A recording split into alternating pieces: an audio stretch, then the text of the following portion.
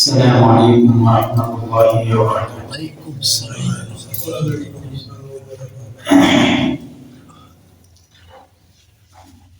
الحمد لله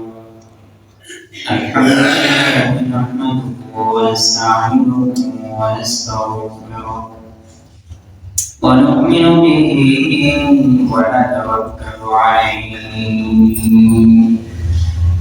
ونعوذ بالله من شرور أنفسنا ومن سيئات أعمالنا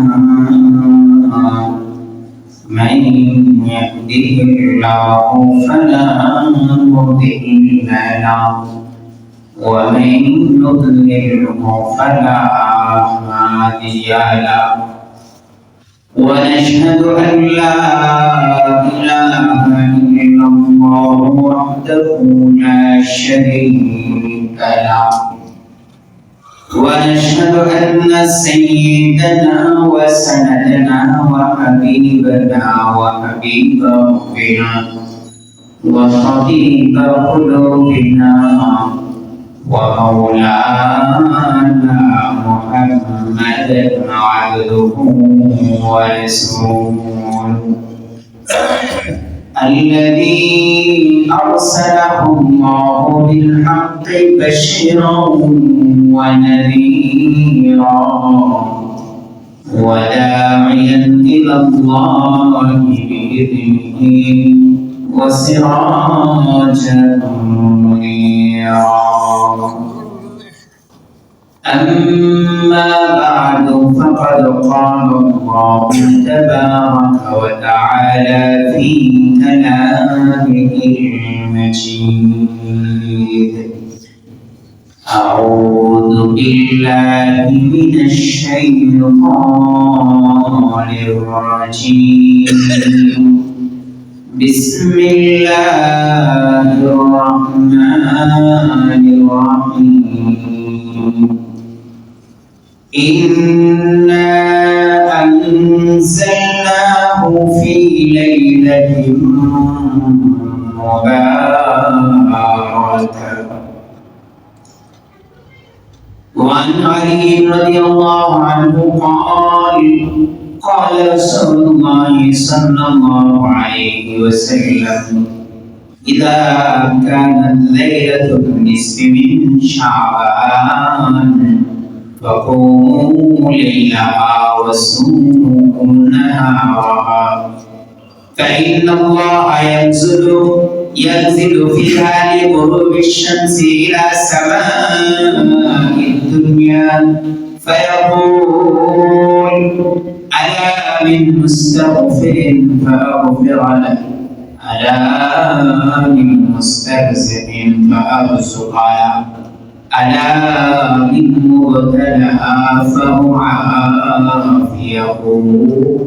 ألا كذا ألا كذا حتى يطلع الفجر أو كما قال النبي صلى الله عليه وسلم.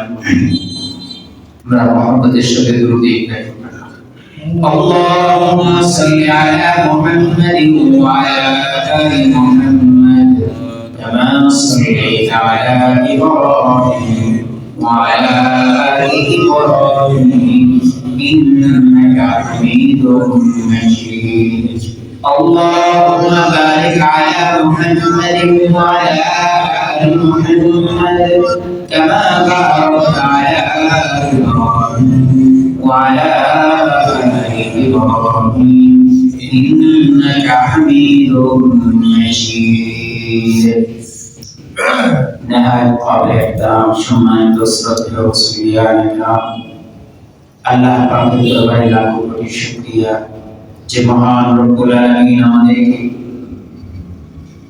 এই পবিত্র শাবান মাসে প্রায় মাঝামাঝি সময়ে আজকে শাবান মাসের 12 তারিখ আমাদেরকে আল্লাহ পাক রব্বুল আলামিন সুস্থ রেখে স্বাভাবিক রেখে আল্লাহ তাআলার পবিত্র ঘর মসজিদে আগে আসার বসার তৌফিক দিয়েছেন। জুমার নামাজ আদায়ের লক্ষ্যে আসার তৌফিক দিয়েছেন। এজন্য আমরা শুকরিয়া আদায় করে বলি আলহামদুলিল্লাহ।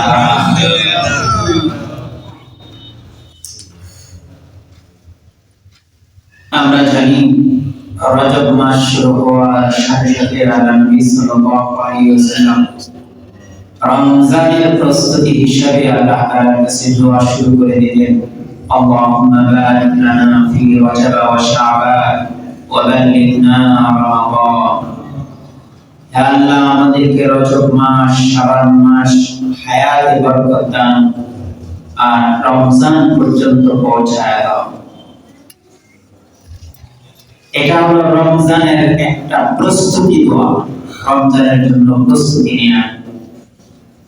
এরপর আল্লাহ নবী সাল্লাল্লাহু আলাইহি ওয়াসাল্লাম আমলের মধ্যেও একটু বৃদ্ধি করে দিলেন। বিশেষ করে শাবান মাসে তো আল্লাহ নবী সাল্লাল্লাহু আলাইহি ওয়াসাল্লাম অনেক বেশি রোজা রাখছেন। হযরত আয়েশা রাদিয়াল্লাহু তাআলা আনহা থেকে বর্ণিত আছে যে আমি রমজানের পরে আল্লাহ নবী রাসূলুল্লাহ সাল্লাল্লাহু আলাইহি ওয়াসাল্লামকে শাবান মাসের চেয়ে আর কোন মাসে বেশি রোজা রাখতে দেখি নাই। রমজানের পরে বেশি রোজা রাখছেন কোন মাসে? শাবান মাসে। সেই লক্ষ্যে আমরাও যদি বেশি বেশি রোজা রাখি শাবান মাসে, তাহলে আল্লাহর নবীর একটা সুন্নাত আমাদের দ্বারা আদায় হবে। আবার রমজান মাসের রোজাটা হলো ফরজ, আল্লাহর পক্ষ থেকে বান্দার উপর ফরজ। কুতিবা আলাইকুমুস সিয়াম, আল্লাহ তাআলা ডাকতে বলেন, বান্দা তোমাদের উপর নির্ধারণ করে দেওয়া হয়েছে, করে লিখে দেওয়া হয়েছে। কুতিবা বলা হয়েছে, এখানে ফরিজা বলা হয়নি, ফরজ করা হয়েছে বলা হয়নি, বলা হয়েছে কুতিবা, মানে একদম লিখে দেওয়া হয়েছে। অর্থাৎ একটা লেখা সায়েন্স যখন দিয়ে দেওয়া হয় তখন এটার মজবুত বেশি হয়। আপনি একজনকে বললেন যে তোমাকে এই জমিটা দিয়ে দিলাম, এই কথার কিন্তু কি নাই, কোনো ভ্যালু নাই। কিন্তু এটা যখন আপনি পড়ার পর স্টাম্পের মধ্যে লেখা এরপরে সাইন করে দিয়ে দিবেন, তখন এটার মূল্যায়ন বেশি, অনেক বেশি।